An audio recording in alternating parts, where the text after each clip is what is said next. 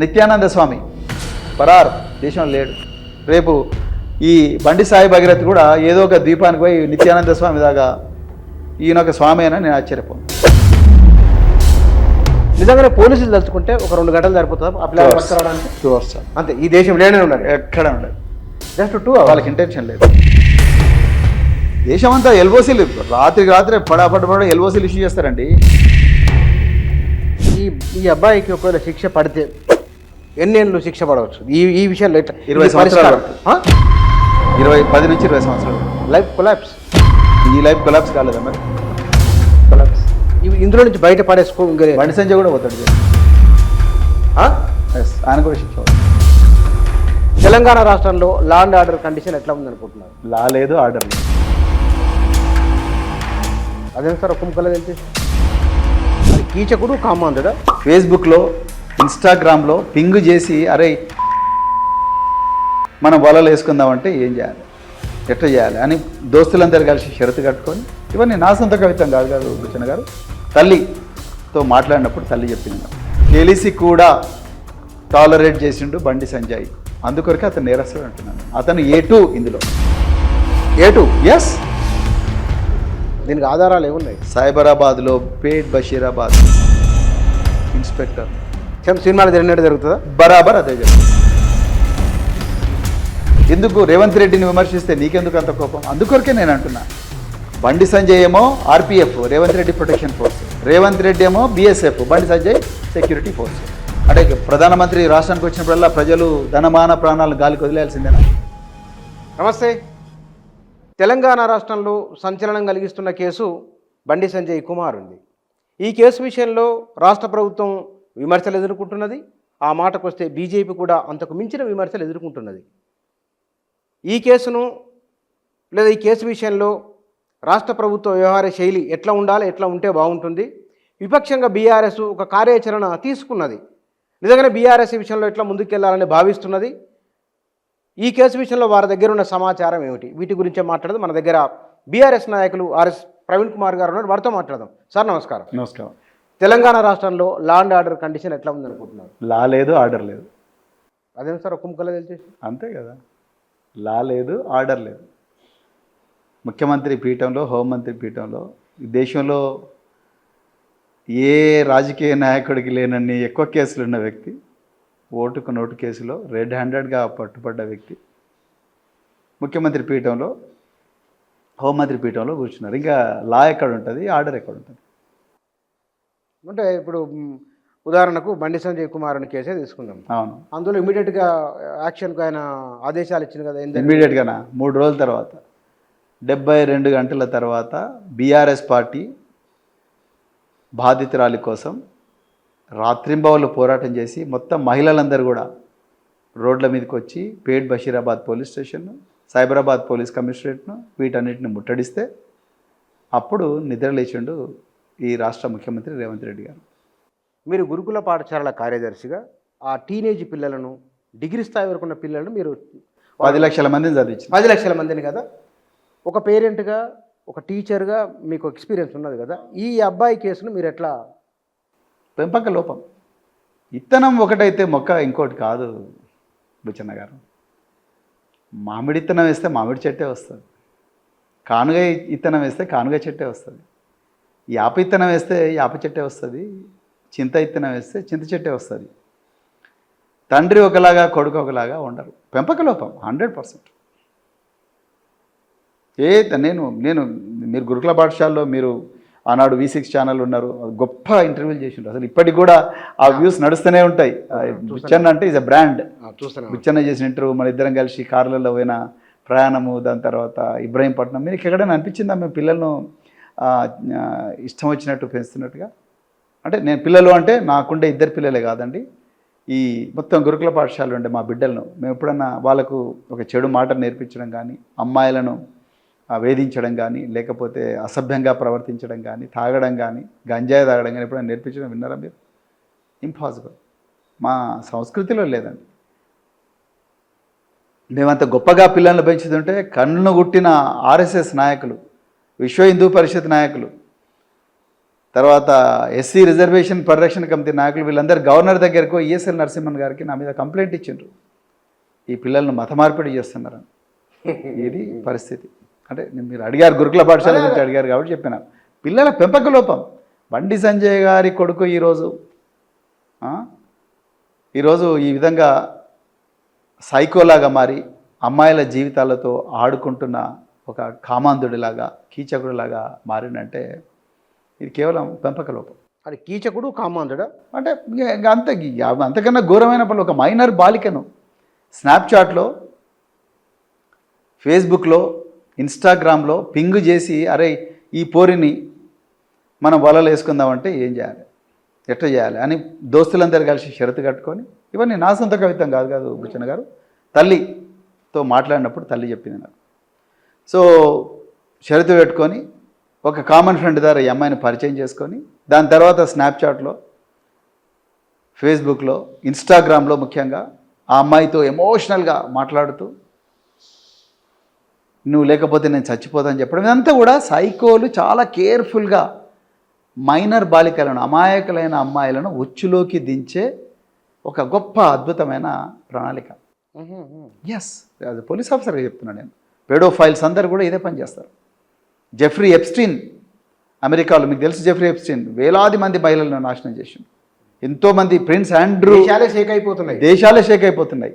So మన తెలంగాణలో ఈ ఎప్స్టీన్ లాగా తయారైన అంత సీరియస్ ఉందా? అంత సీరియస్ అండి. మీరు ఆ తల్లి ఇచ్చిన ఎవిడెన్స్, ఆమె ఎఫ్ఐఆర్ కాపీలో ఇచ్చిన అంశాలు చూస్తే గజగజగజ చెమటలు పడతారు. అసలు ఈ కేసు గురించి మొత్తం చెప్పండి. అసలు ఏమిటి ఈ కేసు? ఏమున్నది, 1 సంవత్సరం క్రితం బండి సాయి భగీరథ్ అనే ఈ అబ్బాయి, ఇతనికి ఆల్రెడీ నేర చరిత్ర ఉన్నది. 2023లో ఇక్కడ మహీంద్రా యూనివర్సిటీలో దుండిగల్ పోలీస్ స్టేషన్ లిమిట్స్లో వాళ్ళ ఫ్రెండ్ వాళ్ళ అమ్మాయితో చాట్ చేసిండు అన్న ఒక నెపం మీద ఒక పిల్లగాన్ని ఘోరంగా కొడతారు యూనివర్సిటీలోనే. తర్వాత వాడిని రూమ్లో పోయి కూడా కొడతారు, డార్మిటరీలో బాగా కొడతారు అందరు. తర్వాత తాగుడు, పాటలు, గీటలు, అంతా గందరగోళం. సో యూనివర్సిటీలో వాడు నాకు దెబ్బలు తగిలినాయని చెప్పేసి వాడు పోలీస్ స్టేషన్కి పోతే పోలీస్ స్టేషన్లో కేసు అవుతుంది. 2 కేసులు అవుతాయి, ఒకటి ర్యాగింగ్ యాక్ట్ కింద అవుతుంది, ఇంకోటేమో అసాల్ట్ కింద అవుతుంది. అంత నేర చరిత్ర ఉన్నవాడు. ఆనాడు తండ్రి వెనకేసుకొచ్చాడు. ఏమన్నాడు, అరే క్యాంపస్లో పిల్లలందరూ మామూలుగా కొట్టుకుంటారు, ఇది పెద్ద ఇష్యూనా, పొరగాళ్ళు కొట్టుకుంటారు, ఏమున్నది, ఎంతమంది కొట్టుకోలేదు, మనం కొట్టుకోలేదు క్యాంపస్లలో. సైద్ధాంతిక సమస్యల మీద కొట్టుకుంటే అది వేరే సంగతి. కానీ అమ్మాయిల విషయంలో ఒకరిని విపరీతంగా కొట్టడం, అది కూడా 21వ శతాబ్దంలో సోషల్ మీడియా విపరీతంగా ఉండి ప్రతి సెల్ ఫోను కెమెరాగా మారిన ఈ రోజుల లోపల అంత ఘోరంగా కొట్టుకుంటే ఆనాడు ఎంపీగా ఉండే బండి సంజయ్ గారు ఏమన్నారు, పిల్లలు కొట్టుకుంటారండి, పెద్ద ఇష్యూనా అన్నాడు. అర్థమైంది మీకు? సో ఆనాడు వెనకేసుకొచ్చిండు. సో అది తీరా మా నాయనే ఉన్నాడు కదా, ఇంకేంది, నేను ఆ రోజు జైలుకు పోలే కదా అని చెప్పే ధైర్యంతో ఇతను దోస్తులతో షరతు కట్టుకొని స్లోగా కామన్ ఫ్రెండ్స్ ద్వారా అమ్మాయిలను, మేము ఒక కులమే, మనమందరం కూడా అద్భుతమైన లైఫ్ ఉంటుంది, అది ఉంటుంది, ఇది ఉంటుంది అని చెప్పి రకరకాల మాటలు చెప్పి ఈ అమ్మాయికి దగ్గరైండు. ఇక ఎమోషనల్గా వీడియోలు పెట్టడం, ఎమోషనల్గా మెసేజ్లు పెట్టడం. ఇందాక మీరు పదం అన్నారు సార్, అది భావోద్వేగానికి గురి చేసి లోబరుచుకోవడం అన్నారు కదా. ఎస్, చాలామంది అమ్మాయిలకు ఈ ప్రమాదం ఉన్నది. అంటే వాళ్ళ లక్షణాలు ఏమిటి, వాళ్ళని గుర్తించడం వేరే. ఈ పిల్లగాని లోపల ఏమున్నాయి? ఈ పిల్లగాని లోపల ఏమున్నాయంటే, ఇతను ఆయన పెట్టే మెసేజ్లో నేను చాలా జెన్యూన్గా నేను లవ్ చేస్తున్నట్టుగా ఉంటుంది. తర్వాత ఏదన్నా ఎక్స్ట్రా మాట్లాడితే దయచేసి నన్ను క్షమించు బంగారం అనే విధంగా మాట్లాడడం ఉంటుంది. తర్వాత నేనే తప్పు చేశాను, చావాలనిపిస్తుంది అంటారు. నేనే తప్పు చేశాను, చావాలనిపిస్తుంది, నేను చెడ్డవాన్ని, నాకెందుకో నా మీద నాకే అసహ్యం వేస్తున్నది, నేను చనిపోవాలనుకుంటున్నా, ఇప్పుడు ఎవరు లేకపోతే చనిపోతా, కానీ ఒక్కదాని కోసం బతుకుతున్నా అంటాడు. అబ్బా, ఎస్, నీ ప్రేమనే నన్ను బతికిస్తుంది అంటాడు. నువ్వు నవ్వే నన్ను బతికిస్తుంది అంటాడు. అదొక్కటే నన్ను బతికిస్తుంది, లేకపోతే చావాలనిపిస్తుంది అంటాడు. ఎందుకో ఈరోజు నాకు స్టార్టింగ్లో ఎందుకో ఈరోజు నన్ను చావాలనిపిస్తుంది. సో అదేవిధంగా నాకు ఈ దేహం ఎందుకు అని చెప్పి చేతి కోసుకోవడం, ఆ చేతి ఫోటోలు పెట్టడం. సైకోలు అందరూ కూడా ఈ విధంగా చేస్తారు. నేను ఈరోజు తెలంగాణలో ఉండే, దేశంలో ఉండే బిడ్డలందరికీ కూడా నేను ఇదే చెప్తున్నా, ఈ పేడోఫైల్స్, సైకోలు అమాయకమైన అమ్మాయిలను అమాయకమైన అబ్బాయిలను ఈ విధంగా వాళ్ళు ఉచ్చులోకి దించుతారు, ఎమోషనల్గా అటాచ్ అయిపోతారు. పిల్లలు కూడా ఆ ఏజ్లో హార్మోన్స్ బాడీ మీద పనిచేస్తుంటాయి, ప్రేమను కోరుకుంటారు. తల్లిదండ్రులు వేరే పనుల్లో చాలా బిజీగా ఉంటే, రాజకీయాల్లో కానీ బిజినెస్లో కానీ ఉద్యోగాల్లో ఉండి పిల్లలతో ఎక్కువగా సమయం స్పెండ్ చేయలేకపోతే పిల్లలు స్నేహితులతో న్యాచురల్గా స్పెండ్ చేస్తారు. స్పెండ్ చేసేటప్పుడు అందరు స్నేహితులు ఒకటేలా ఉండరు. అందుకొరకు రకరకాల స్నేహితులకు ఉండే మంచి లక్షణాలు అవలక్షణాలు అన్నీ కూడా ఈ పిల్లలకు వచ్చేస్తాయి. సో స్లోగా అందులో వాళ్ళు ఏం చేస్తున్నారో తెలుసుకోవడం, మీ దగ్గర మీ ఫ్రెండ్స్ నెట్వర్క్ ఎట్లున్నది, మీ ఫ్రెండ్స్కి ఎలాంటి బంగారం ఉన్నది, మీ ఫ్రెండ్స్ వజ్రాలు ఉన్న గాజులు వేసుకుంటారా, మీ ఫ్రెండ్స్ మంచి మంచి కార్లలో తిరుగుతారా, మీ ఫ్రెండ్స్ ఎక్కడైనా ఫామ్ హౌస్లకు పోతారా, మీ ఫ్రెండ్స్ ఏమన్నా దేవాలయాలకు గుళ్ళగొప్పలకు పిక్నిక్లకు పోతారా, మీ ఫ్రెండ్స్ ఎట్లా డ్రెస్సులు కొనుక్కుంటారు, మీ ఇన్స్టాగ్రామ్ పోజ్ చూపి, నా ఇన్స్టాగ్రామ్ పోజ్, ఇదంతా కూడా ఒక మాయా ప్రపంచం. ఓకే, మైనర్ బాలికలు దీనికి తొందరగా అట్రాక్ట్ అవుతారు. అందుకొరకే చాలా దేశాలు ఈ మధ్యన ఇన్స్టాగ్రామ్ను, మొబైల్ ఫోన్ను, సోషల్ మీడియాను రెస్ట్రిక్ట్ చేస్తున్నాయి, బ్యాన్ చేసినాయి. ఆస్ట్రేలియా 14 సంవత్సరాల వరకు ఎవరు కూడా సోషల్ మీడియా ముట్టుకోవద్దు అని చెప్తుంది. ఐర్లాండ్ 13 సంవత్సరాల వరకు సెల్ ఫోన్ ముట్టుకోవద్దు అని చెప్తుంది. ఈ పరిస్థితి లోపల దేశ హోంశాఖ సహాయ మంత్రి కొడుకు ఈ విధంగా ఎమోషనల్ మెసేజెస్ ఇన్స్టాగ్రామ్ ద్వారా, స్నాప్చాట్ ద్వారా పెట్టి రకరకాల వీడియోలు, ఏడుస్తున్నట్టుగా వీడియోలు పెట్టి, గాయం చేసుకున్న రక్తం వీడియోలు పెట్టి, నేను చనిపోతున్నానని వీడియోలు పెట్టి, కానీ చావాలనిపించడం లేదని వీడియోలు పెట్టి, నీ నవ్వే గుర్తుకొస్తుంది, మనం తిరిగిన క్షణాలే గుర్తుకొస్తున్నాయని చెప్పి స్లోగా వాళ్ళని వచ్చి డ్రామా క్రియేట్ చేసి, డ్రామా, ఎమోషనల్ డ్రామా, మామూలు డ్రామా కాదు, ఎమోషనల్ డ్రామా క్రియేట్ చేశారు. ఆ విధంగా చేశారు. సో ఆ విధంగా ఒక 6 months 1 year ఈ అమ్మాయితో తిరిగారు. ఆ అమ్మాయి తల్లిదండ్రులకు కూడా పరిచయం ఆడిన, తల్లిదండ్రులు కూడా పరిచయం, వాళ్ళు కూడా పాపం నమ్మారు. ఒక హోంశాఖ సహాయ మంత్రి పెద్దవాళ్ళు, సేమ్ కులం, సో మనంతా ఒకటే కదా అన్న విధంగా వాళ్ళు నమ్మిండ్రు. ఏ తల్లి అయినా కానీ తల్లితో మాట్లాడినప్పుడు ఆమె చెప్పింది, సార్ ఇంత చేసినా కూడా నా బిడ్డను నేను జాగ్రత్తగా ఉండమని చెప్పేదాన్ని, కొన్నిసార్లు నా బిడ్డతో నేను కూడా వెళ్ళేదాన్ని కూడా ఆమె చెప్పారు. సో ఆయన కూడా ఒక్కొక్కసారి అన్ని చోటకు పోలేరు కదా. కొంతమంది అమ్మాయిలు అంటారు, మమ్మీ మేము మీరందరూ ఉంటే మేము ఎంజాయ్ చేయలేమని చెప్తే చాలామంది పిల్లలు చెప్తారు అట్లా. So they don't feel comfortable when parents are around. So తల్లిదండ్రులు ఉన్నప్పుడు పిల్లలు ఎంజాయ్ చేయలేరు కాబట్టి అమ్మ ఏదైనా సేఫ్గా ఎంజాయ్ చేశారంటే తల్లి అని చెప్తారు. అందరూ చెప్తారు తల్లిదండ్రులు, ఈమె కూడా చెప్పింది. కానీ అది స్లోగా సెక్సువల్ అడ్వాన్సెస్కు పోయింది. వీళ్ళు తాగే అలవాటు ఉండడం, ఎమోషనల్గా కనెక్ట్ అయిపోయారు కదా. ఎన్నాళ్ళుగా నడుస్తున్నది ఇలా దాదాపుగా సంవత్సరం పాటు నడిచి, తర్వాత అరుణాచలం టెంపుల్కి తీసుకుపోవడం, తర్వాత తిరుపతి టెంపుల్ తీసుకుపోవడం, తర్వాత విజయవాడ కనకదుర్గమ్మ టెంపుల్కి తీసుకుపోవడం, తర్వాత ఆ టెంపుల్స్ నుంచి స్లోగా ఫామ్ హౌస్లకు, తర్వాత ఇదంతా ఒక పద్ధతి ప్రకారం జరిగింది. ఇది ఏదో యాదృచ్ఛికంగానో స్వచ్ఛమైన మనసుతో జరిగినట్టుగా అనిపించదు. సార్ ఒక మాట, ఇది కేంద్ర హోంశాఖ సహాయ మంత్రి కుటుంబ సభ్యులు కుమారుడు కదా, ఒక నిఘా ఉండదా మరి పిల్లగాడు? ఎగ్జాక్ట్లీ విచ్చన్న గారు, మీకు వచ్చిన అనుమానం బీజేపీలకు రావట్లేదు, మీకు వచ్చిన అనుమానం పోలీసులకు రావట్లేదు. నిజంగా చాలా మంచి ప్రశ్న అడిగారు. నేను కూడా అదే ప్రశ్న అడిగిన. ఒక కేంద్ర హోంశాఖ సహాయ మంత్రి, ఐబీ డైరెక్ట్ కంట్రోల్ ఉంటుంది, ఇంటెలిజెన్స్ బ్యూరో, దేశంలో one of the most powerful organization, కనిపించేది బయటికి, కానీ 5 మంది కూడిన చోట ఇంటెలిజెన్స్ బ్యూరో ఉంటుంది. మీకు తెలియదు వాళ్ళు ఎవరో. అలాంటి ఇంటెలిజెన్స్ బ్యూరో కేంద్ర హోంశాఖ సహాయ మంత్రి కొడుకు ఇంతమంది అమ్మాయిలను నాశనం చేస్తుంటే, ఒక కుటుంబాన్ని ఎమోషనల్గా బ్లాక్ చేస్తుంటే ఒక్కరోజన్న తండ్రి దృష్టికి తీసుకురారండి? తెలియదా లేకపోతే వదిలేసినట్ల? ఎగ్జాక్ట్లీ వదిలేసిండు అంటే తెలుసు ఆయనకు, తెలిసినందుకే తెలియకుండా ఉంటుందనండి. ఒక్క నిమిషం, బండి సాయి భగీరథ్, బండి సంజయ్ వేరే వేరే ఇళ్ళల్లో ఉండరుగా. ఈయనకు పెళ్ళే కాలేదు, 25 సంవత్సరాల వయసు పిల్లగాడు, 16 సంవత్సరాల వయసున్న అమ్మాయితోని చాటింగ్ చేస్తున్నాడు, వాళ్ళ ఇళ్ళకి పోతున్నాడు, కేకులు కట్ చేస్తున్నాడు, ఆ అమ్మాయితో కలిసి తిరుపతి పోతున్నాడు, అరుణాచలం పోతున్నాడు, విజయవాడ కనకదుర్గమ్మ టెంపుల్కి పోతున్నాడు. తెలియదనండి? బరాబర్ తెలుస్తుంది. తెలిసి కూడా టాలరేట్ చేసిండు బండి సంజయ్. అందుకొరకే అతను నేరస్తుడు అంటున్నాను నేను. అతను A2 ఇందులో. A2? ఎస్. ఎందుకు కాదండి? ఎందుకు కాదు? తండ్రి A2 కాకపోతే ఏమవుతాడు చెప్పండి మీరు? ఒక కొడుకు 16 సంవత్సరాల మైనర్ బాలికతో హోంశాఖ సహాయ మంత్రి అయినప్పుడు చట్టాన్ని అమలు చేయవలసిన మంత్రి, లక్షలాది మంది పోలీసులు ఎవరి కింద అయితే ఉన్నారో ఆ డిపార్ట్మెంట్లో పనిచేస్తున్న మంత్రి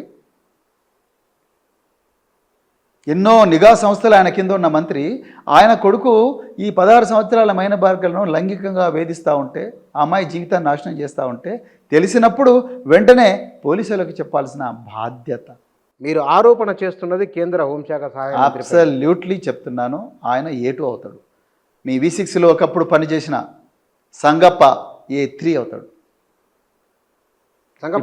A3 అవుతాడు. ఎందుకు అవుతాడు? ఎందుకు అవడు? ఆయన ఆ అమ్మాయిని తీసుకొచ్చి జరిగింది ఏదో జరిగింది, ఆ అమ్మాయి ఆమె తల్లిదండ్రులు వాళ్ళందరినీ బండి సంజయ్ ఇంటికి తీసుకొచ్చి రాజీ కుదర్చడానికి ప్రయత్నం చేసిండు. నిజంగా సంగప్ప ఏం చేయనుండే? పోలీసులకు ఇన్ఫామ్ చేయనుండే. ఇది మైనర్ బాలిక కదా, ఈ మైనర్ బాలిక మీద అత్యాచారం జరిగిన కేసు, అట్లా పోలీసు వాళ్ళకి ఇన్ఫామ్ చేయనుండే కదా, షీ టీమ్కి ఇన్ఫామ్ చేయనుండే, భరోసా సెంటర్కి ఇన్ఫామ్ చేయనుండే, director general of women safety ఆ మేడంకి ఇన్ఫామ్ చేయనుండే. డైరెక్ట్ చెప్పే ధైర్యం లేకపోతే ఈమెయిలో లేకపోతే వాట్సాప్ మెసేజ్ పెట్టనుండే, ఆకాశరామన్న ఉత్తరం రానుండే. బండి సంజయ్ సంగప్ప ఇద్దరు కలిసి ఈ కేసును అణిచివేసే ప్రయత్నం, రూపుమాపే కుట్ర చేసిండ్రు. మీరు ఎట్లా చెప్తున్నారు? లేకపోతే మే 8వ తారీఖు నాడు, ఏప్రిల్ 23వ తారీఖు నాడేమో సంగప్ప వీళ్ళని తీసుకొని ఇక్కడికి పోతాడు, జూబ్లీహిల్స్లో బండి సంజయ్ ఇంటికి పోతాడు. ఆ బండి సంజయ్ ఇంట్లో వాళ్ళని బెదిరిస్తారు, నా సంగతి మీకు తెలియదు, మీ బిడ్డ ఎవరెంత తిరిగిందో నాకు తెలియదు, మా సంగతి మీకు తెలియదు, నేను బీజేపీ రాష్ట్ర అధ్యక్షుడిగా రిజైన్, నన్ను పార్టీ పక్కకు పెడితే నా కోసం 8 మంది సూసైడ్ చేసుకున్నట్టు నా సంగతి నీకు తెలుసు కదా, నకరాలు చేయకుండా ఎవరినట్టు సెటిల్ చేసుకుందాం, గెట్ అవుట్, ఇక్కడ నుంచి దొబ్బేయండి అని చెప్పిండు బండి సంజయ్ అని నాకు తల్లి చెప్పిందండి. రైట్. సో ఆమెతో నేను మాట్లాడిపోయి ఆమె నాకు ఫోన్లో నేరుగా వెళ్ళి మాట్లాడాను, ఫోన్లో చెప్పింది. సో అలాంటి వ్యక్తి ఎందుకు నిందితుడు కాడండి? రెండవది, మరి మే 8వ తారీఖు నాడు ఇదే బండి సాయి భగీరథ్ పోయి కరీంనగర్ 2 టౌన్ పోలీస్ స్టేషన్లో కేసు పెడతాడు. ఈ అమ్మాయి నన్ను హనీ ట్రాప్ వేసిందని. తండ్రి తెలియకుండా చేస్తాడానండి? హోంశాఖ సహాయ మంత్రి తెలియకుండా చేస్తాడా? ఈయన ఓంగనే అట్లా ఎఫ్ఐఆర్ అయిపోయింది. ఇమ్మీడియట్గా ఎఫ్ఐఆర్ అయిపోయింది. తప్పుడు సెక్షన్లతో చేసిండ్రు. ఆ ఎఫ్ఐఆర్లో ఎంత ఘోరం అంటే, మీరు ఆ సెక్షన్ 5 308 పెట్టిండ్రు, 308 BNS పెట్టిండ్రు. ఎక్స్టార్షన్ అంట. ఈ అమ్మాయి 5 కోట్లు డిమాండ్ చేసింది. ఈ అమ్మాయి వాళ్ళ కుటుంబం అంతగా, వీళ్ళందరూ మమ్మల్ని చంపుతామని, ఎవరు అమ్మాయి వాళ్ళు వీళ్ళు చంపుతామని, ఏది బండి సంజయ్ కొడుకును, ఆ పిల్లగాడు దునాయి చేస్తున్నాడు అందరినీ, మమ్మల్ని చంపుతామని యూనియన్ హోమ్ మినిస్టర్ కొడుకును చంపుతామని చెప్పి, నా ప్రాణాలకు ప్రమాదం ఉన్నది అని చెప్పి పెడితే పోలీసు వాళ్ళు అమాయకంగా 308 బుక్ చేసిండ్రు. అంటే దానికి 10 సంవత్సరాల జైలు శిక్ష. ఆ అమ్మాయిని అరెస్ట్ చేస్తే ఇప్పుడు బాధితురాలను జైలుకు పోతుంది. ఆ పరిస్థితి ఎంత ఘోరం అండి పోలీసులు. ఇదా కేంద్ర హోంశాఖ సహాయ మంత్రి ప్రోద్బలం లేకుండానే కరీంనగర్లో కేసు జరుగుతుందా? మీరు చెప్పండి. కానీ పోలీసులు మరి అట్లా ఆ సెక్షన్ పెట్టడం వాళ్ళకి తెలియదా? అదే అడుగుతున్నా, ఏది పెట్టదో వాళ్ళకి తెలియదా? నిజంగానే మిమ్మల్ని చంపుతాము, మిమ్మల్ని కత్తి తీసుకొని వస్తానో, లేకపోతే బిడ్డ నీ సంగతి చేస్తే విషయం వేస్తావు నీ మీద అని అంటే 308 పెట్టాలి. నా దగ్గర ఉంది, నీ చూపించమంటే చూపిస్తే ఇప్పుడు నేను. మరి ఈ అమ్మాయి కేసు పెడితే నిజమే? ఈ అమ్మాయి సాయంత్రం అమ్మాయి పోలే, వాళ్ళ అమ్మ పోయింది. తల్లి చిన్నపిల్ల ఎట్లా పోతుంది? ఆ పిల్ల తల్లి పోతుంది, చిన్న పాప తల్లి 2 శ్రేయభిలాషులను తీసుకొని పోతుంది పేట్ బషీరాబాద్ పోలీస్ స్టేషన్కో. 6:30కో 7 గంటలకు పోతే 12 గంటలు ఇది కంప్లైంట్ మార్చు, అది మార్చు, ఇది మార్చు అని చెప్పి అక్కడ ఉండే ఇన్స్పెక్టర్, అక్కడ ఉండే ఏసీపీ, డీసీపీలు వీళ్ళందరూ కూడా ఆ అమ్మాయి మీద. అంటే కేంద్ర మంత్రికి భయపడ్డారా? లేకపోతే కేంద్ర మంత్రి రేవంత్ రెడ్డి, బండి సంజయ్ ఇద్దరు దోస్తులండి. రాష్ట్రంలో హోంమంత్రి ఎవరు? రేవంత్ రెడ్డి. కేంద్రంలో హోంమంత్రి ఎవరు? బండి సంజయ్. వీళ్ళిద్దరు దోస్తులు, ఒకరు కాపాడుకుంటున్నారు. రేవంత్ రెడ్డి చేసే కుంభకోణాలన్నిటికీ శ్రీరామ రక్ష బండి సంజయ్ చేసే దుర్మార్గాలన్నిటికీ కూడా శ్రీరామ రక్ష. ఆధారాలు ఏమున్నాయి మీకు తెలుస్తలేదానండి? దీనికి చిన్నపిల్లలనే చెప్తారు. సరే, ఇప్పుడు పోతే కేసు రిజిస్టర్ కాదు. 12 గంటలకు రాత్రి మేము నరేంద్ర మోడీ సభలో ఆత్మహత్య చేసుకుంటామంటే అప్పుడు కేసు రిజిస్టర్ చేసిండ్రు. నేను అందుకొరకే చెప్తున్నా, సైబరాబాద్లో పేట్ బషీరాబాద్ ఇన్స్పెక్టర్ని, ఏసీపీని, డీసీపీని వీళ్ళ ముగ్గురిని సస్పెండ్ చేయాలి. ఒకవేళ సిపి పాత్ర కూడా దీంట్లో ఏమైనా ఉంటే దాని మీద కూడా విచారణ చేసి ఆయన మీద కూడా యాక్షన్ తీసుకోవాలి. చట్టానికి ఎవరు అతీతులు కాదు. కండక్ట్ రూల్స్ అందరికీ సమానమే. సార్ సాధారణంగా మీరు సర్వీస్ నుంచి వచ్చారు కాబట్టి ఏదన్నా పెద్దవాళ్ళ కుటుంబ సభ్యులు ఏదైనా ఘటన జరిగినప్పుడు పోలీసులపైన ఎట్లాంటి ప్రెజర్ ఉంటుంది? ఏముంటుంది మా పిల్లవాడు ఎట్లా బయటపడ్డాడు చూడండి అంటారు. వాళ్ళు ఫోన్ చేసేది సార్ చూసుకోండి సార్ కొంచెం లైట్ సెక్షన్లో పెట్టి అంటారు. కరెక్ట్గా అదే జరిగింది ఇక్కడ. జరిగింది అదే. మా పిల్లవాడు సార్ తప్పు చేసిండు సార్ కానీ బయటపడ్డట్టు చూడండి అంటే ఎక్కువ పెద్దోళ్ళ దగ్గర పెద్దోళ్ళు అంటే ముఖ్యమంత్రి కార్యాలయం నుంచి వస్తుంది, లేకపోతే హోమ్ మినిస్టర్ కార్యాలయం నుంచి వస్తుంది. సినిమాలు జరిగినట్టు జరుగుతుందా? బరాబర్ అదే జరుగుతుంది. చూసుకోండి సార్ అంటారు. వీళ్ళు more loyal than the king. రాజు కన్నా ఎక్కువగా లాయల్గా ఉంటారు వీళ్ళు. సార్ తప్పకుండా సార్ మీరు మాకు వదిలేయండి అంటారు వీళ్ళు. నియతి లేనోడైతే. నియతి ఉన్నోడైతే సార్ చూస్తాం లేమన్నారు, చూస్తాం సార్ చేస్తాం సార్ కానీ ఎవిడెన్స్ పట్టిపోతామంటే, ఇంకా కొంతమంది నియతి లేనోడైతే సార్ మాకు వదిలేయండి సార్ మేము చూసుకుంటాం, ఇవన్నీ మేము చాలా చూసినాం ఇట్లాంటివి అంటారు. సో అదే జరిగింది ఇక్కడ పేట్ బషీరాబాద్లో జరిగిన ఎఫ్ఐఆర్లో వాళ్ళు సెక్షన్ 11 సెక్షన్ 12 పెట్టిండ్రు. చిన్న కేసు 2 సంవత్సరాలు 3 సంవత్సరాలు జైలు శిక్ష. అంటే వీళ్ళ బొంగనే సెషన్ బెయిల్ వస్తుంది, లేకపోతే హైకోర్టులో యాంటిసిపేటరీ బెయిల్ వస్తుంది. మొదలు హనీ ట్రాప్ అనే చర్చ పెద్ద ఎత్తున వచ్చింది. ఎందుకు జరిగిందంట సార్? ఏ కారణం? బీజేపీ వాళ్ళ కుట్ర. ఈరోజు కూడా చేస్తున్నారు అలా కుట్ర. ఆ అమ్మాయి ప్రైవేట్ వీడియోలను కూడా బయట పెడతా ఉన్నారు. ఎంత నీచులు ఈ బీజేపీ ఐటీ సెల్ వాళ్ళు. ఆ అమ్మాయి ప్రైవేట్ వీడియోలను బయట పెడుతున్నారు మన ఇళ్ళల్లో. నేను అందుకొరకే మా బీజేపీలో ఆడపిల్లలు ఉంటారు కదా, అదే చెప్తున్నా. మీ బీజేపీలో ఉండే అక్కలు చెల్లెళ్ళకు అన్నలకు తమ్ములకు అందరికి చెప్తున్నా. ఇవాళ రఘునందన్ రావు పొద్దున్న లేస్తే మన ఇంతకుముందు బీఆర్ఎస్ సమయంలో ఒకసారి పబ్లో ఒక ఫారినర్ను 3 పిల్లలు 4 పిల్లలు ఈ హైదరాబాద్ చుట్టంతా తిప్పుకుంటూ ఆమెతో అత్యాచారం చేసిందనే వార్తలు వచ్చినాయి, వీడియోలు వస్తే. ఆ వీడియోలను కూడా ప్రజలకు చూపించుకుంటా రఘునందన్ రావు పెద్ద ప్రెస్ మీట్ పెట్టండి. ఎందుకు ఇలా Raghunandan Rao BJP MP silent అయిపోయింది చెప్పండి? ఎక్కడ పోయిండు బీజేపీ మహిళా మోర్చా నాయకురాలు? ఎందుకు మాట్లాడతలేరు? బీజేపీ అధ్యక్షుడు రామచంద్రరావు ఏమంటాడు, ఇది కొడుకు చేసినండి తండ్రికి ఏం సంబంధం అంటాడు. ఆయన లాయరేనా అండి? ఆయన లాయర్ నుంచి వచ్చిండు. కొడుకు చేస్తే తండ్రికి ఏం సంబంధం? ఏది కోర్టులో వాదిస్తున్నావు ఏమన్నా రామచంద్రరావు? ప్రజాక్షేత్రంలో ఉన్నావు. తండ్రికి తెలియకుండా తండ్రి వెనకేసుకొచ్చిన విషయం మీకు తెలియదా? తండ్రి కొడుకు ఒకటే ఇంట్లో ఉన్న విషయం మీకు తెలియదా? నెల రోజుల సంవత్సరం పాటు తండ్రి కొడుకు ఒకటే అమ్మాయితో తిరుగుతున్న విషయం తెలియదా? ఆ అమ్మాయి మైనర్ అన్న విషయం మీకు తెలియదా? ఆ కుటుంబం మీ దగ్గరకు వచ్చిన విషయం మీరు కరెక్ట్ కాదా? రండి మరి పోదాం, ఏ దేవుని దగ్గర పోదాం ఆంజనేయ స్వామి దగ్గర పోదామా, లక్ష్మీనరసింహ స్వామి పోదాం, మా కొమరేలి మల్లన్న దగ్గర పోదామా, లేకపోతే శ్రీశైలం పోదాం, రండి నేను కూడా వస్తాను తడి బట్టలతో. ఎందుకు ఈ పచ్చి అబద్ధాలు? సో పక్కా ఇది ఆయనకు తెలిసే జరిగింది బండి సంజయ్ గారికి. లేకపోతే ఆయన సంగపని ఎందుకు వాడుకుంటాడండి మీరు చెప్పండి? సో చాలా చిన్న కేసు పెట్టిండ్రు. ఏది సెక్షన్ 11 సెక్షన్ 12. యాక్చువల్ పెట్టాల్సింది ఏంది సెక్షన్ 8 అన్న పెట్టాలి, ఇంకా కొంచెం తీవ్రంగా ఆలోచిస్తే సెక్షన్ 3 లేకపోతే సెక్షన్ 6 పెట్టాలి. ఏమో ఆ సెక్షన్లో ఏం చెప్తారు? సెక్షన్లో ఏంటంటే సెక్సువల్ అసాల్ట్, సెక్సువల్ ఇంటెంట్, తప్పకుండా రేప్ చేయాలనే ఇంటెన్షన్ ఉండి ఆ అమ్మాయిని అసాల్ట్ చేసే ప్రయత్నం చేస్తే అది నేరం. అది పెట్టలే, లైట్ కేసు పెట్టిండు. సార్ ఇట్లా వస్తాడు అట్లా పోతాడు అని అష్యూరెన్స్ ఇచ్చిండు కాబట్టి చేసిండు. రెండవది బుచ్చన్న గారు మీరు బాగా గుర్తుపెట్టుకోవాలి, నేను ఎన్నోసార్లు చెప్పిన, చట్టాలు ఎంత కఠినమైనప్పటికీ కూడా అమలు చేసే పోలీస్ ఆఫీసర్కు బాధితురాలికి న్యాయం చేయాలన్న ఆలోచన లేకపోతే నువ్వు ఎంత క్రూరమైన చట్టమైనా ఏం చేయలేవు, నువ్వు ఎంత గొప్ప పోలీస్ ఆఫీసర్ అయినా ఏం చేయలేవు. నీకు ఆ ఇంటెన్షన్ ఉండాలి. నిజంగా ఆ పొజిషన్లో ఎవరైనా గొప్ప ఇంటెన్షన్ ఉన్న పోలీస్ ఆఫీసర్ ఉంటే ఇమ్మీడియట్గా ఏం చేసేటోడంటే సెక్షన్ 3 పెట్టేటోడు, లేకపోతే సెక్షన్ 8 పెట్టేటోడు. కరీంనగర్ పోలీసులకు ఫోన్ చేసేటోడు, వాడు ఎక్కడున్నాడు చూడండి అని, పొడపడ మన ఎత్తుండ్రి అంటారు.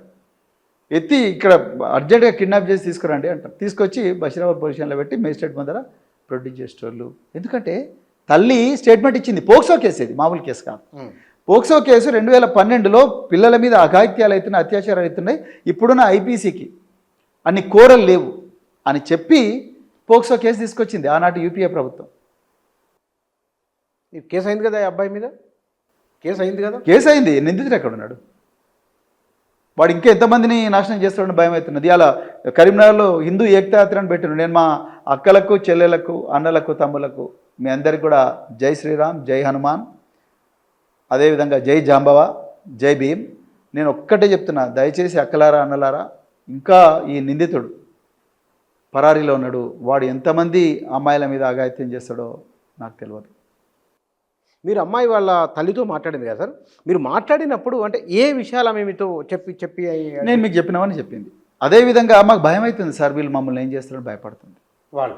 ఎస్, వాళ్ళ సోషల్ బ్యాక్గ్రౌండ్ ఏమిటి? వాళ్ళు చాలా డబ్బున్న వాళ్ళండి, రియల్ ఎస్టేట్లో ఉన్నారు వాళ్ళు. సో పెద్ద ఎత్తున రియల్ ఎస్టేట్ దాదాపు 400-500 కోట్ల ఆస్తి ఉంటుంది. తల్లికో ఫార్చునర్ ఉంది, తండ్రికి బెంజ్ కార్ ఉంది. స్థితిమంతులు బాగా స్థితిమంతులు వాళ్ళు 50,000 రూపాయలు వాళ్ళకి ఎందుకు చాయ్ ఖర్చు ఎగ్జాక్ట్లీ 50,000 రూపాయలు ఎక్స్టార్షన్ చేసే రకం అనేది. పిల్లగాడు ధైర్యం ఏంటి అసలు 50,000 ఇవ్వడం ఏమిటి? అదే నాకు అర్థం కాదు. 50,000 ఇచ్చిన అంటున్నాడు, 50,000 ఇచ్చిన అంటున్నాడు. యాక్చువల్గా బచ్చన్న గారు, ఇది బీఆర్ఎస్ పార్టీ దీని అనుకుంది అనేటో మూర్ఖులకు నేను ఒక్కటే ప్రశ్నిస్తున్నా. నేను బీఆర్ఎస్ పార్టీ బయటికి తీసుకురాలేదండి. బండి సాయి భగీరథే పోయి పోలీస్ స్టేషన్లో కేసు పెట్టిండు. ఈ అమ్మాయి నన్ను ఎస్టార్ట్ చేస్తుంది బాబు, మేము ఇట్లా తిరిగినాము, మాకు దోస్తాను ఉందని ఆయనే చెప్తున్నాడు కదా. బీఆర్ఎస్కి ఏం సంబంధం అండి ఇది? నాకు అర్థం కాదు.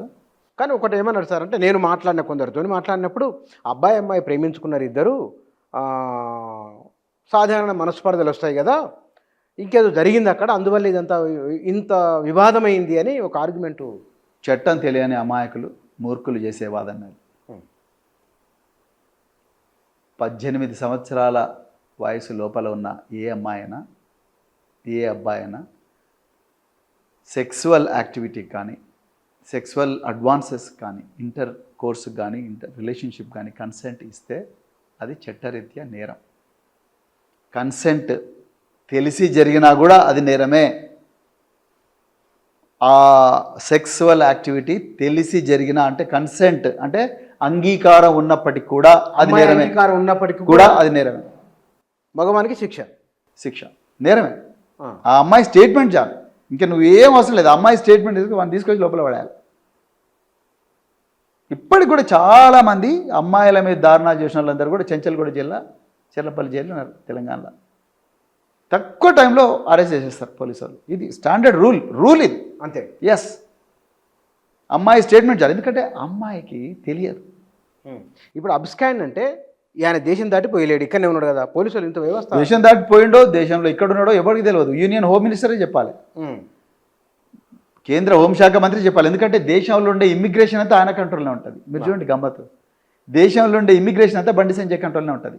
ఎయిర్పోర్ట్లో కానీ సీపోర్ట్లో కానీ ఆయనే చెప్పాలి. ఈ రెండే పోయేది, ఇంకెట్ట పోనీ ఆయన చేతిలో ఉన్నాయి. ఇక ఆయన పంపించిండా లేకపోతే ఎవరు పంపించినా ఆయన చెప్పాలి. సింపుల్ బుచ్చన్న గారు, యూనియన్ హోమ్ మినిస్టర్ కొడుకే ఇందులో నేరస్తుడు, నిందితుడు. నిజానికి నైతిక విలువలు ఉన్నాడైతే రాజీనామా చేసి కొడుకుని తీసుకుపోయి పేట్ బషీరాబాద్ పోలీస్ స్టేషన్లో అప్పగిస్తారు. పదవికి రాజీనామా చేయాలి నైతిక విలువలు ఉన్నాడైతే. నిజంగా ఆయన చేస్తలేడు, మరి ప్రధానమంత్రి బర్తరఫ్ చేయాలిగా. ఆయన పక్కన కూర్చోబెట్టుకుంటాడానండి ప్రధానమంత్రి? ఇన్ని నేరాలు ఉన్నోడిని తీసుకుపోయి ఢిల్లీలో తీసుకుపోయి ఫోటో పెట్టించుకుంటాడు. అసలు ప్రధానమంత్రి కార్యాలయంలోకి ఇన్ని నేరాలు ఉన్న వ్యక్తిని ఎట్లా రానిచ్చిండు? ఎక్కడ పోయింది ఐబీ? ఎక్కడ పోయింది ఎస్పీజీ? ప్రధానమంత్రి కార్యాలయంలోకి ఈ నేర చరిత్రను ఎట్లా తీసుకపోతే వాడు మంత్రి కొడుకా, మంత్రి అల్లుడా, అవన్నీ చూడొద్దు. సాయి భగీరథ విషయంలో తప్పు జరిగింది, ప్రపంచం అంతా చూసింది, ఆ వీడియోలు వచ్చినాయి, ఆ పిల్లవాడు చేసింది తప్పు, వానికి అధికార అహంకారము డబ్బు అహంకారము ఉన్నదని ఒక సోషల్ మీడియాలో డిస్కషన్ ఉన్నది. గతంలో మీకు బండి సంజయ్కి మధ్య ఒక చిన్న వివాదం కూడా నడిచింది, ఆ కోపం ఏమన్నా ఉన్నదా మీకు? నాకేం లేదు. నాకు బండి సంజయ్ శత్రువు కాదు. ఆయన నేను ఎప్పుడు కలుసుకోలేదు, ఎప్పుడు కూడా కలుసుకోలేదు. ఆయన నేను మాకు కోపం లేదు. నేను కరీంనగర్ జిల్లా ఎస్పీగా ఉన్నప్పుడు ఆయన ఎక్కడో చిన్న బస్తీ స్థాయి నాయకుడు. నాకు ఆయనకి ఏం గల్లీ లీడర్ ఉన్నప్పుడు గల్లీ నేను 2001లో కరీంనగర్ జిల్లా ఎస్పీగా పనిచేసి 2004 వరకు ఉన్నా. నాకు బండి సంజయ్కి ఏం కోపం అండి. మీరు గురుకుల కార్యదర్శి ఉన్నప్పుడు, నేను గురుకుల కార్యదర్శి ఉన్నప్పుడు ఆయనకి ఎవరో స్క్రిప్ట్ ఇచ్చిండు. ఆయన కిషన్ రెడ్డో లేకపోతే ఆర్ఎస్ఎస్ హెడ్ క్వార్టర్ నాగపూర్ నుంచో ఈ ప్రవీణ్ కుమార్ ఏదో స్వేరో అది ఇది అని అంటున్నాడు. సో రేపొద్దున మనం జనాల చెవిలో పూలు పెడుతున్నాము, జనాలను మత ఛాన్సెస్లుగా తయారు చేస్తున్నాము.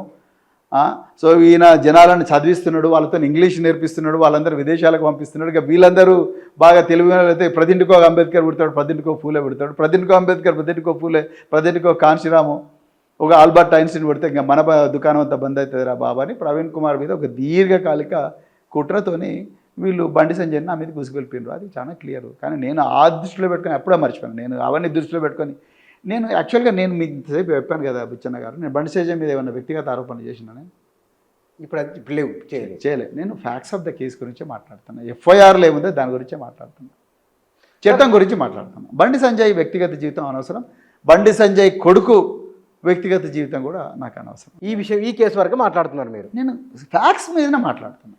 నేను వాళ్ళు ఎట్లాటోళ్ళు, వాళ్ళు ఏంది, వాళ్ళ కొన్ని అవలక్షణాలు ఏంది, వాళ్ళు ఏ బ్రాండ్ విస్కీ తాగుతారు, ఏ బ్రాండ్ బీర్ తాగుతారు, ఎక్కడ గంజాయి తెచ్చుకుంటారో అవన్నీ నేను మాట్లాడను. ఎక్కడ తంబాకు తెచ్చుకుంటారు, ఎక్కడ గుట్కాలు తింటారు, ఏం బిజినెస్లు చేస్తారు నాకు అనవసరం. అది వాళ్ళ వ్యక్తిగత. టీఆర్ఎస్ ఎందుకు ఆయన తంబాకు అని పదే అంటే నేను చెప్తున్నాబ్బా, నేను విషయం చెప్తున్నా. అది నాకు వ్యక్తిగత. ఆయన ఎప్పుడు కూడా నేను అనను, నాకు అవసరం లేదు.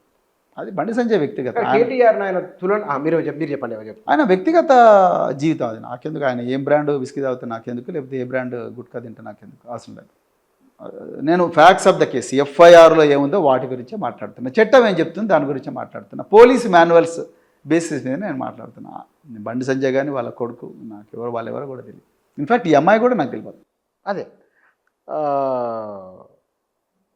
మీరు ఇందాక మాట్లాడుతూ చెప్పిన మాటల్లో బండి సంజయ్ కేటీఆర్ను అవమానకరంగా మాట్లాడిన మాటలు వెంటనే కేసు యాదృచ్ఛికమా?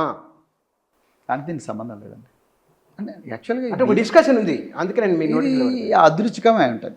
ఎందుకంటే యాదృచ్ఛికమే ఉంటుంది. కేటీఆర్కు ఆ కుటుంబానికి ఎలాంటి సంబంధం లేదు. రెండోది, ఈ విషయాన్ని బయటి ప్రపంచానికి తీసుకొచ్చింది కేటీఆర్ కాదు, లేకపోతే ఆ కుటుంబం కాదు. ఎవరు తీసుకొచ్చిండ్రు? బండి సాయి భగీరథ్ తీసుకొచ్చారు. తనకు తాను తీసుకొచ్చిండు. మాకు ఎవరికి సంబంధం లేదు. అసలు కేటీఆర్ గారు కరీంనగర్ జిల్లా కేంద్రంలో కోర్టు ఎదురుగా బండి సంజయ్ ఇంటికి కూతవేటు దూరంలో 4 సాయుధులైన దుండగులు మాస్కులు లేకుండా ఒక జ్యువెలరీ షాప్కి వచ్చి పట్టపగలే కాల్పులు జరిపి 5 మందిని గాయపరిచి పెద్ద ఎత్తున బంగారము వెండి దోచుకొని పోతే హోంశాఖ మంత్రి, ముఖ్యమంత్రి అయిన వాడు రాలేదు. కనీసం ప్రతిపక్ష నాయకుడిగా పోవాలన్న ఒక బాధ్యతాయుతంగా తను కరీంనగర్ పోయి ఈ రాష్ట్రంలో లా అండ్ ఆర్డర్ పరిస్థితి ఘోరంగా దెబ్బతిన్నది అని చెప్పి ఒక ప్రెస్ మీట్ పెట్టిండు. కేంద్ర హోంశాఖ మంత్రి కూడా ఇదే జిల్లాలో ఉన్నాడు. ఆయన కూడా కూతవేటు దూరంలో ఉంది అన్నాడు. దగ్గర అన్నాడు. ఆయన చేసిన తప్పిందండి కేటీఆర్ గారు. బాధ్యతాయుతంగా ఉండాల్సిన, బాధ్యత కలిగిన ప్రతిపక్ష నాయకుడు చెప్పాల్సిన మాటలే వారు చెప్పారు. కరెక్ట్. మరుసటి రోజు బండి సంజయ్ ప్రెస్ మీట్ పెట్టి సబ్జెక్టు మాట్లాడకుండా, హోంశాఖ మంత్రి అంటే ఏం మాట్లాడాలి? ఇంటెలిజెన్స్ ఏమైంది, పెట్రోలింగ్ ఏమైంది, వేలిముద్రలు ఏమైనా సేకరించిందా, క్లూస్ టీమ్ వచ్చిందా, సీసీటీవీ కెమెరాల ఫోటోస్ సేకరించిందా, ఇవి అడగాలి. ఎవరిని? రాష్ట్ర హోంమంత్రిని. ఇవి అడగకుండా నువ్వు నీ అయ్యగుట్టినవా, నువ్వు మనిషివేనా, నీ పుట్టుక ఒక పుట్టుకేనా అని చెప్పి ఒక మరి మాజీ మంత్రిని, అదేవిధంగా ఒక సీనియర్ ఎమ్మెల్యేను అట్లా అనొచ్చా అండి? ఒక పార్టీ వర్కింగ్ ప్రెసిడెంట్ అట్లా అనొచ్చా? ఆయన ఏమన్నా నేను ఈయన అటాక్ చేసిండా? ఆయన అసలు ఆయన వ్యక్తిత్వం కదా అట్లా ఎప్పుడు మాట్లాడాను. ఎందుకు రేవంత్ రెడ్డిని విమర్శిస్తే నీకెందుకు అంత కోపం? అందుకొరకే నేను అంటున్నా, బండి సంజయ్ ఏమో RPF, Revanth Reddy protection force, Revanth Reddy ఏమో BSF, Bandi Sanjay security force. పేర్లు బాగున్నాయి. ఈయన ఆర్పిఎఫ్, ఆయన బిఎస్ఎఫ్. పరస్పరం క్విడ్ ప్రోకో. అందుకొరకే కదా. లేకపోతే నిందితుడు 3 రోజుల పాటు దొరకడానండి, ఇది 4వ రోజు. ఎక్కడ పోయినండి? నిన్న డీజీపీ గారు ఏమంటారండి, సివి ఆనంద్ గారు, పత్రికల్లో విన్నాం అంతే, అంతకుమించి ఆయన అంటే ఇన్ఫర్మేషన్ పబ్లికేషన్ డిపార్ట్మెంటు పత్రికలకు రిలీజ్ చేసిన చూసిన నేను. అది ప్రధానమంత్రి ప్రోగ్రాం ఉన్నందువల్ల, మా పోలీసులందరూ కూడా అందులో నిమగ్నమైనందువల్ల మేము ఈ కేసులో ఇన్వెస్టిగేట్ చేయలేకపోయాము అంటారు. నేను అడుగుతున్న బుచ్చన్న గారు, ప్రధానమంత్రి ఇక్కడనే మన ఇంటి పక్కనే పెద్ద మీటింగ్ నడుస్తుంటుంది. ఆ మీటింగ్ పక్కపోంటి ఒక మర్డర్ అవుతుంది. రైట్. బాధితుడు గిలగిల కొట్టుకుంటుంటాడు. రైట్. ఫైరింగ్ అవుతుంటుంది. ప్రధానమంత్రి మీటింగ్ నడుస్తుంది అని చెప్పేసి పోలీసు వాళ్ళు కొద్దిసేపు ఆగంటారా, వీడు సస్తా వచ్చింది కానీ ముందు ప్రధానమంత్రికి భద్రంగా ఉండాలి అని చెప్పి ఆలోచిస్తారా? 1,00,000 మంది పోలీసులను పెట్టిండట డీజీపీ గారు. సభకు వచ్చిన వాళ్ళకంటే వాళ్ళే ఎక్కువ ఉన్నట్టు అర్థం కదా. అంతే కదా. మీరు అంటే 1,00,000 మంది పోలీసులు పెట్టినావా మరి? అంటే ప్రధానమంత్రి రాష్ట్రానికి వచ్చినప్పుడల్లా ప్రజలు ధనమాన ప్రాణాలు గాలికి వదిలేయాల్సిందేనా? అట్లా జరగదు కదా ఎప్పుడు. అంటే వాళ్ళకు అంటే ప్రధానమంత్రి వచ్చినప్పుడు ఆ మాత్రం సెక్యూరిటీ వ్యవహారం ఉంటుంది సార్. మీరు పనిచేసారు కదా, ఉంటుంది. 1,00,000 మంది పోలీసులు ఉంటారా అండి? డీజీపీలు 10 మంది 15 మంది దాకా డీజీపీలు, అడిషనల్ డీజీపీలు ఉన్నారు. ఏమైనా వీళ్ళంతా అందరూ కూర్చుంటారా బందోబస్తులు? మాకు ఎవరికి చెవులో పూలు పెడుతున్నారు, మేము చేయలేదా బందోబస్తులు? ఆ ప్రెజర్ కూడా మీకు తెలుసు కదా. అబ్సల్యూట్లీ. 2 నిమిషాలు తీసుకుపోయారు. ఎవడు ఏంది కథ చూడండి, అందరు పోయి నిలబడి తీసుకుని వాడిని ఎక్కడున్నా తీసుకురాపంటే 2 నిమిషాలు తీసుకొస్తారు. బండి సంజయ్ ఫోన్ చేసి సార్ ఇది చాలా సీరియస్ కేసు మీ కొడుకుని అప్పగించండి లేకపోతే మాత్రం మీ ఇంటికి వచ్చి రైడ్ చేస్తామంటే బరాబర్ తీసుకొచ్చి పెట్టేస్తాడు ఆడ. నిజంగానే పోలీసులు తలుచుకుంటే ఒక 2 గంటలు సరిపోతుంది ఆ పిల్లలు పట్టుకురావడానికి. 2 hours చాలు. అంతే, ఈ దేశం లేనే ఉండదు, ఎక్కడ ఉండదు. జస్ట్ 2 hours వాళ్ళకి ఇంటెన్షన్ లేదు అంతే. అరే దేశమంతా ఎల్ఓసీలు రాత్రికి రాత్రే ఫటాఫట్ ఎల్ఓసీలు ఇష్యూ చేస్తారండి. ఎల్ఓసీ అంటే లుకౌట్ సర్క్యులర్ అన్ని ఎయిర్పోర్ట్స్కు అన్ని రైల్వే స్టేషన్కి చెప్పేస్తారు. ఎస్బీని అన్ని ఇంటెలిజెన్స్ అంతా పెట్టేస్తారు. ఇజ్జత్ కా సవాల్ కదా, పెట్టేస్తారు. 2 నిమిషాలు దొరికిపోతారు. లేకపోతే రోజు ఇంటి ముంగట కూర్చుంటారు. బండి సంజయ్ ఇంటి ముంగట కూర్చుంటారు. నీ కొడుకుని తీసుకొస్తావా లేకపోతే నీ ఇంటి రైడ్ చేయాలని అంటారు. ఇజ్జత్ ఎందుకు పోతారా బాబు తండ్రి తీసుకొచ్చి కొడుకుని సరెండర్ చేస్తాడు. అవి ఏమీ జరగలేదు ఇందులో. ఈ కేసులో నిజాలు తేలాలంటే ఏం చేయాలంటారు? బండి సంజయ్ని బర్తరఫ్ చేయాలి. ఒక హైకోర్టు జడ్జి లేకపోతే సుప్రీంకోర్టు జడ్జి నేతృత్వంలో ఇన్వెస్టిగేషన్ చేయాలి. అప్పుడైతుంది. బండి సంజయ్ని బర్తరఫ్ చేయాలి. కేంద్ర హోంశాఖ మంత్రిగా ఉండి ఆయన కిందనే లక్షల మంది పోలీసులు ఉంటే దీనికి న్యాయం జరగదు. బాధిత కుటుంబానికి రక్షణ కల్పించాలి, వాళ్ళకి ధైర్యం ఇవ్వాలి. వాళ్ళని ఇప్పుడు మన ఊర్లలో ఏముంటుందంటే బుచ్చన్న గారు పోలీస్ స్టేషన్కి వస్తారు. వాడు నన్ను మోసం చేసిన అమ్మాయి వస్తుంది, లేదు ఈ అమ్మాయి నన్ను మోసం చేసిన వాడు వస్తారు. కొంతమంది పెళ్లి చేసుకొని వస్తారు. పెళ్లి చేసుకొని వస్తే తల్లిదండ్రులు అంటే సార్ మా బిడ్డను ఒక 5 నిమిషాలు ఇంటికి తీసుకుపోతాం అంటారు. మా బిడ్డను ఒక గంట సేపు ఇంటికి తీసుకుపోతాం, తర్వాత మళ్ళీ ఇస్తామంటాం. పోలీసు వాళ్ళు కూడా ఏం చేస్తారంటే సరే ఇంత బాధలో ఉన్నారు కదా పోనీ ఒక 3 రోజులు టైం ఇద్దాము, ఎందుకు ఇప్పుడే అరెస్ట్ చేద్దామని అంటారు. ఎగ్జాక్ట్ ఇక్కడ జరిగింది అది. కాకపోతే ఇక్కడ మైనర్ అమ్మాయి, అది నేరం. అమ్మాయి మైనర్తో ఆ విధంగా సెక్సువల్ లైంగిక చర్యలు చేయడం నేరము. అక్కడ పోలీసు వాళ్ళు కావాలనే తప్పుటడుగు చేసిండ్రు బండి సంజయ్ని సేవ్ చేయడం కోసం, బండి సంజయ్ కొడుకుని సేవ్ చేయడం కోసం. ఇది ఎవరైనా చెప్తారు, మొత్తం దేశం అంతా తెలుసు. పోలీసు వాళ్ళు 3 రోజులు చేతులు కాళ్ళు ముడుచుకొని కూర్చున్నారు, కంట్లు మూసుకొని కూర్చున్నారు. ఈ దేశంలో ఈ రాష్ట్రంలో 3 రోజులు జరగలేదు ఏ పోలీసు వ్యవహారం కూడా, అందరికీ తెలుసు. యాక్చువల్గా మీరు చూడండి, May 8th నాడు ఎఫ్ఐఆర్ అయింది. నేను ప్రెస్ మీట్ ఎప్పుడు పెట్టినా బుచ్చన్న గారు? May 9th నాడు పెట్టినా. May 9th నాడు సాయంత్రం 4 గంటలకు పెట్టినా నేను. మొత్తం అప్పుడే అంత ప్రపంచానికి తెలిసింది వీడి ఇంత దుర్మార్గుడు అని. May 9th నాడు 4 గంటలకు పెట్టినా. ఆ రోజు డీజీపీ ఎందుకు స్పందించలేదు?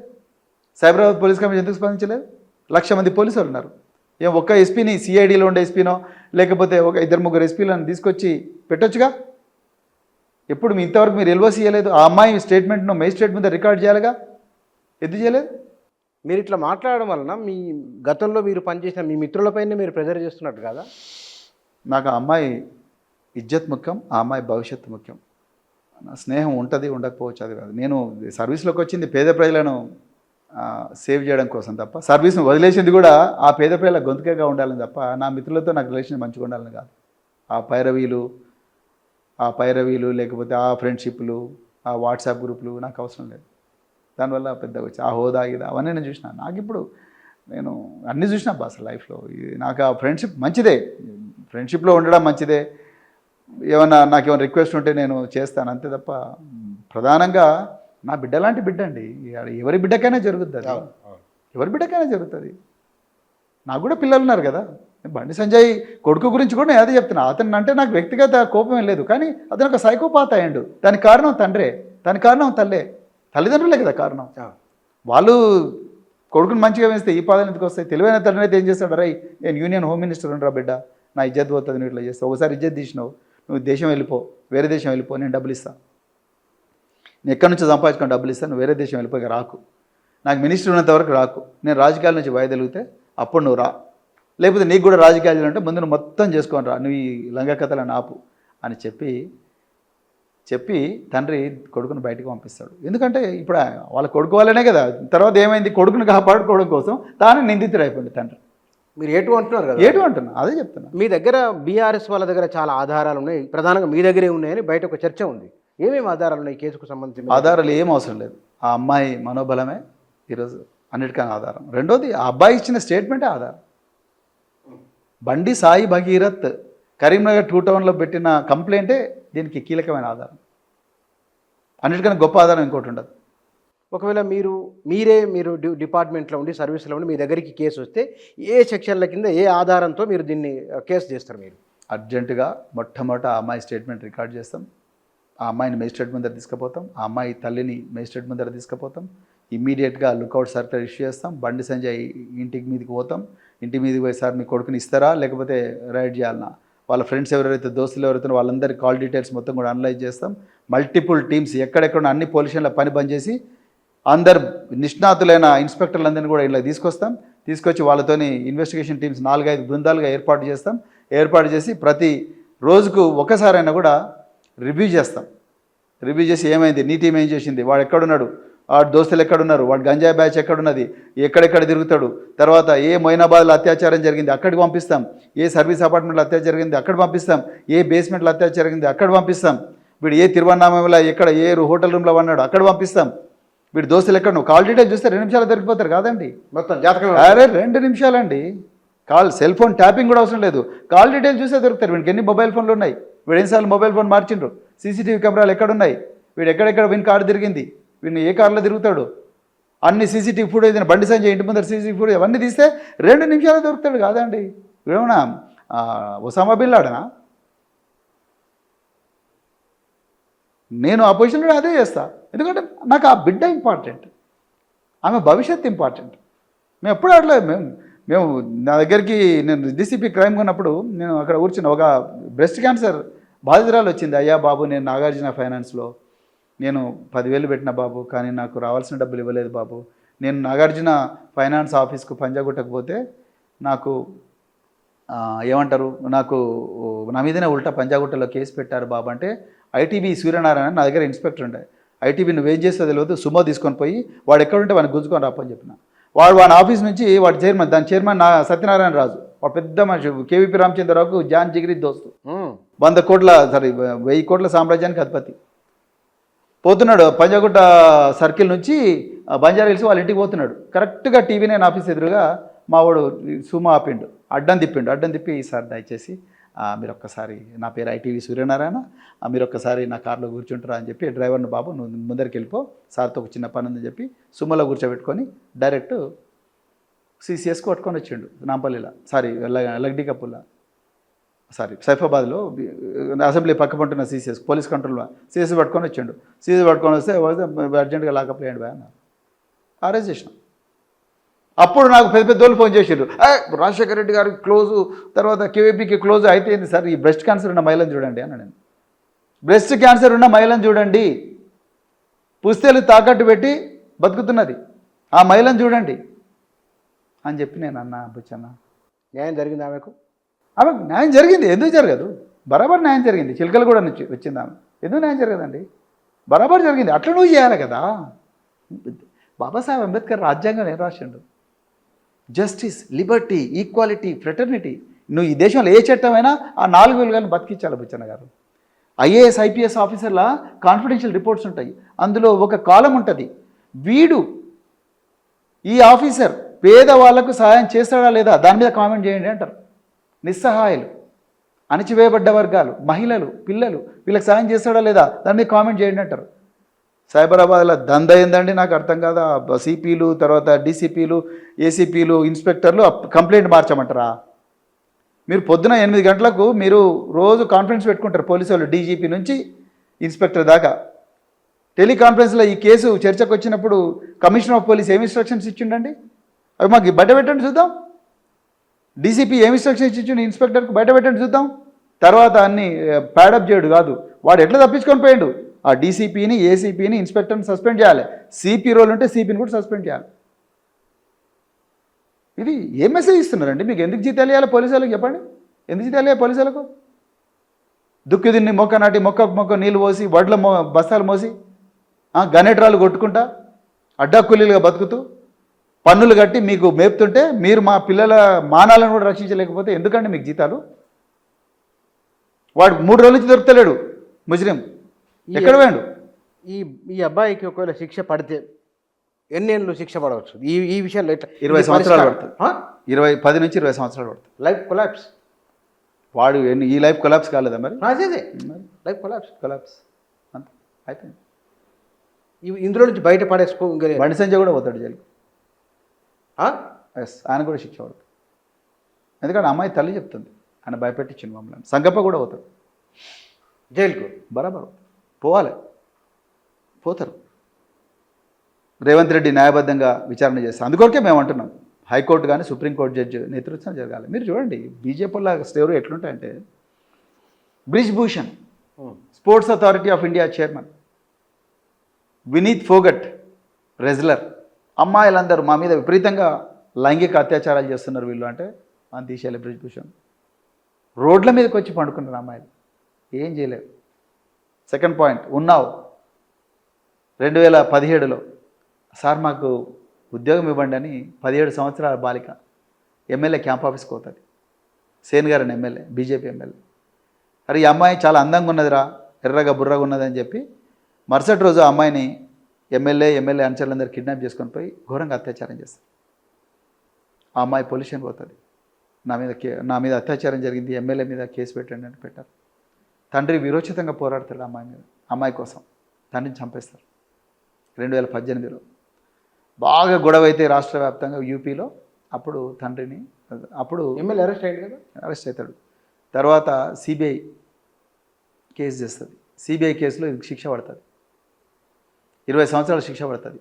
హైకోర్టు శిక్షను సస్పెండ్ చేస్తుంది. మళ్ళీ దేశవ్యాప్తంగా గొడవ అవుతుంది. గొడవ అయితే అప్పుడు సుప్రీంకోర్టు హైకోర్టు తీర్పును సస్పెండ్ చేస్తుంది.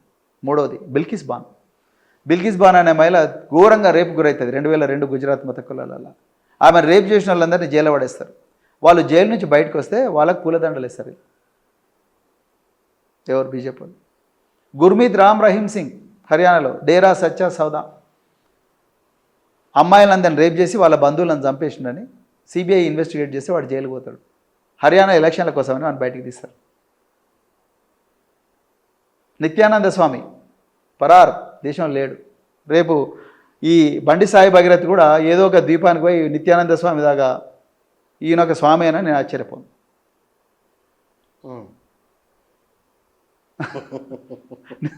నిజం పిచ్చన్న, ఇది జోక్ కాదు, ఇది వాస్తవం, ఇది జరుగుద్ది.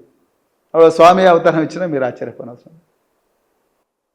సార్ ఈ పిల్లవాని గురించి డిపార్ట్మెంట్లో ఉన్న ఒక సమాచారం ఉంటుంది కదా, ఒకసారి కేసు అయిన తర్వాత ఏ సమాచారం ఉన్నది ఈ అబ్బాయి మీద? సమాచారం ఎక్కడుంది? హోంమంత్రి కొడుకు కదా, సమాచారం ఎందుకుంటుంది? రౌడీ షీటర్లు మీకు ఒక విషయం తెలుసా? మా గెల్లు శ్రీనివాస్ మీద, మా బీఆర్ఎస్పీ విద్యార్థి విభాగం అధ్యక్షుడి మీద రౌడీ షీట్ పెట్టిండ్రు. ఆయన చేసిన పాపం ఏంది? ఫీ రియంబర్స్మెంట్ కోసం కొట్లాడు. రౌడీ షీట్ పెట్టినరా? రౌడీ షీట్ పెట్టిండ్రండి. ఫీ రియంబర్స్మెంట్ కోసం కొట్లాడితే రౌడీ షీట్ పెట్టిండ్రు గెల్లు శ్రీనివాస్ యాదవ్ మీద. ఎవరి మీద పెట్టాలి రౌడీ షీటు? బండి సంజయ్ కొడుకు మీద పెట్టాలి.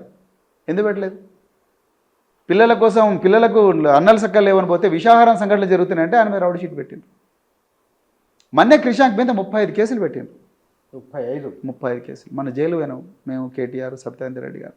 సార్ బాగా ధనవంతులైన పిల్లలకు కొన్నాళ్ళుగా చూస్తున్నాం, మీడియా వచ్చిన తర్వాత చాలామంది విషయాలు బయటకు వస్తున్నాయి. వాళ్ళ సైకాలజీ ఎట్లా ఉంటుంది, అధికార యంత్రాంగం వారి విషయంలో ఎట్లా వ్యవహరిస్తుంది? ఈ దేశంలో చట్టం ఉన్నవాడికి చుట్టం పుచ్చనగరం. అందుకనే వాళ్ళు మేము ఏం చేసినా మా మమ్మీ డాడీ మమ్మల్ని రక్షిస్తారు. మాకు నెట్వర్క్ ఉంది. ధనవంతులంతా మా అంకుల్స్, ఆంటీలు. పోలీసు వాళ్ళు కూడా మా ఇళ్ళకే వస్తారు. మేము మా ఫామ్ హౌస్లకు, పార్టీలకి వస్తారు. మా ధనవంతుల ఇళ్ళకి వస్తారు. మాకు పెద్దగా అన్యాయం జరుగుతుందని వాళ్ళు, మాకేదో హాని జరుగుతుందని వాళ్ళు అనుకుంటారు. మేము జైలు పోయే పరిస్థితి రాదు అనుకుంటాం. మేము సుప్రీంకోర్టు దాకా కూడా పోతాం అనుకుంటారు. అవసరం అనుకుంటే నీరవ్ మోడీ లాగానో, విజయమాల్య లాగా దేశం వదిలిపెడిపోతే, ఇప్పుడు సాయి భగీరథ్ పోయింది కదా, అట్లా పోతాం. ఏమున్నది? తర్వాత మేము మంచోళ్ళమే, మేమందరం కూడా సచ్చులరమే అని మాకు చెప్పడం కోసం పెయిడ్ సోషల్ మీడియా ఉంటుంది. మాకు మంచి ఇన్స్టాగ్రామ్ పేజీలు తయారు చేస్తారు. మాకు కొన్ని టీవీ ఛానల్స్ ఉంటాయి. 2 నిమిషాలు యూట్యూబ్ ఛానల్ తయారవుతుంది. ఒక మంచి పేరు మోసిన జర్నలిస్ట్ని చేస్తారు. తర్వాత ఒక సోషల్ మీడియా క్యాంపెయిన్ మొదలు పెడతారు. ఓ వాడి ఎక్స్ చాలా మంచోడు, అది ఇది చాలా గొప్పోడు, చూడు పేదలకు సాయం చేసిండు, పేద విద్యార్థులకు సాయం చేసిండు అని. వాడు ఎంత దుర్మార్గుడైనా, కీచకుడైనా వాడిని కర్మయోగిలాగా తయారు చేస్తారు. ఆ విధంగా డబ్బులు ఉన్నాయి కాబట్టి ఏమైనా చేయొచ్చు అనేది చాలా క్లియర్గా అర్థమవుతున్నది. ఏమున్నది కొత్తదనం ఏమున్నది? ఇలా పోలీసు వాళ్ళని కొనేస్తారు, సైలెంట్ చేస్తారు. ఇప్పుడు పోలేదా మరి పోలీసు? నేను పైసలు మారినాయో నాకు తెలియదు. ఈ విషయంలో డీజీపీనే చెప్పాలి ఈ విషయం. ఎట్లా తెలుస్తుంది? అసలు ముందు ఆఫీసర్లను సస్పెండ్ చేస్తున్నారు మీరు. అట్లా కాదండి, వాస్తవం చెప్తున్నా నేను. లేకపోతే ఎందుకు వాడు పారిపోయాడో చెప్పండి చూద్దాం. మీకు అక్యూజ్డ్, ఒక్క నిమిషం అండి, అక్యూజ్డ్ ఎవడో తెలుసు, వాడు ఎవరి కొడుకో తెలుసు, వాడు ఎక్కడ ఉంటారో తెలుసు. TV9 ఆఫీస్ ఎదురుగా వాళ్ళ ఇల్లు ఉంటుంది, బంజారా హిల్స్లో, జూబ్లీ హిల్స్లో. ఎక్కడ పోయి 2 నిమిషాలు తీసుకురాలేమండి? హోమ్ మినిస్టర్ ఫోన్ చేస్తే వాళ్ళు తీసుకురారా, వాళ్ళ పిఆర్ఓ ఫోన్ చేస్తే సార్ సీరియస్ కేసే బాబు, మా ఇజ్జత్ పోతుంది, ముందైతే తీసుకురా, సెక్షన్ల తర్వాత ఆల్టర్ చేద్దాం, ముందైతే వాళ్ళు జైలేద్దాము, తర్వాత చూద్దాం సార్ అని చెప్పి ఆయనను ఒప్పించి తీసుకురావాలి. తర్వాత నీ పని నువ్వు చేసుకో.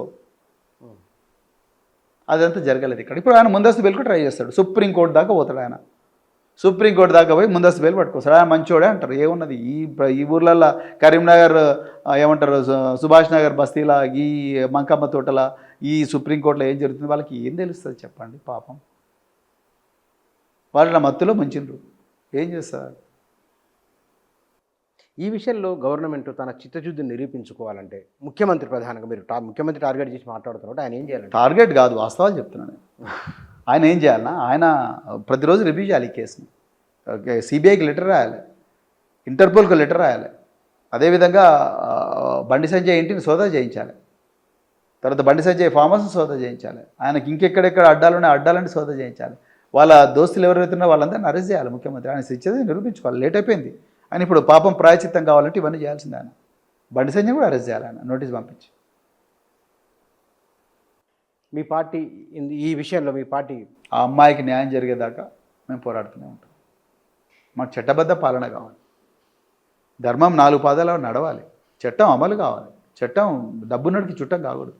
బీఆర్ఎస్ పార్టీ మొదటి నుంచి అదే చెప్తే మేము ఇప్పుడు కూడా అదే చేస్తాం. కేసీఆర్ గారు మొదటి నుంచి కూడా షీటీములు పెట్టింది కేసీఆర్ గారు, దిశ కేసులో చాలా తీవ్రంగా స్పందించింది కేసీఆర్ గారు, రైట్. సో అదేవిధంగా మహిళా పొల్యూషన్లు విపరీతంగా పెంచింది కేసీఆర్ గారు. ఈ రాష్ట్రంలో ఏ రాష్ట్రంలో లేనంతమంది మహిళలను పోలీస్ ఆఫీసర్లుగా, పోలీస్ కానిస్టేబుల్గా రిక్రూట్ చేసింది కేసీఆర్ గారు. సీసీటీవీ కెమెరాలు పెట్టింది కేసీఆర్ గారు. అదేవిధంగా పెట్రోలింగ్ వాహనాలను 700 కోట్లు పెట్టి పెట్రోలింగ్ వాహనాలు integrated command and control centre పెట్టింది కేసీఆర్ గారు. సో ఆ విషయంలో ఎవరికీ డౌట్ లేదు. ఒకప్పుడు తెలంగాణ నెంబర్ 1 స్థానం నిలబడింది. అలా తెలంగాణ సింకింగ్. తెలంగాణ గురించి చాలా నీచంగా మాట్లాడుకుంటాం అందరు, చాలా ఘోరంగా మాట్లాడుతున్నాం. బాధ అనిపిస్తున్నది, కన్నీళ్ళు వస్తున్నాయి. కానీ ఏం చేస్తాం, తప్పదు, పోరాటం చేయాల్సిందే. బీఆర్ఎస్ పార్టీ బాధిత కుటుంబానికి అండగా ఉంటుంది. అదేవిధంగా ఎంతటి స్థాయి పోరాటం కానీ మేము సిద్ధంగా ఉన్నాం. ఇక మేము ఒక్కటే చెప్తున్నాం, మళ్ళీ మేము ఫ్యాక్ట్స్ మీదనే మాట్లాడుతాం. దీంట్లో ఆయన ఏదో గతంలో అన్నాడని, ఆయన కేటీఆర్ని అన్నాడనో, ప్రవీణ్ కుమార్ని అన్నాడనో, వాటి మీద కాదు, ఫ్యాక్ట్స్ మీదనే మాట్లాడతాం. Right sir, thank you.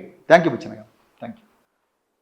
Telangana రాష్ట్రంలో శాంతి భద్రతలు ఎట్లా ఉన్నాయి అనేదానికి వారు 1-2 పొడి మాటలు అన్నారు. లా లేదు, ఆర్డర్ లేదు, 2 లేవు. నిజంగానే ఈ 2 ఎట్లా ఉన్నాయి ఏమిటి అనేది అనుభవంలో ప్రజల ఒక అనుభవం ఉన్నది. రెండవది పర్టికులర్ ఈ కేసు విషయంలో అటు కేంద్ర ప్రభుత్వము ఇటు రాష్ట్ర ప్రభుత్వం ఎట్లా ముందుకెళ్లాలో కూడా వారి కొన్ని సూచనలు, కొన్ని విమర్శలు కూడా ఉన్నాయి అందులో. ఈ కేసును ఏ విధంగా ముందుకు తీసుకొని వెళ్తారన్న దానిపైన రాష్ట్ర ప్రజలు చాలా ఆసక్తిగా చూస్తూ ఉన్నారు, గమనిస్తూ ఉన్నారు ఏమిటి అనేది. ఇందులో మరి ప్రభుత్వ చర్యలు ఎట్లా ఉంటాయో చూడాలి. Thank you.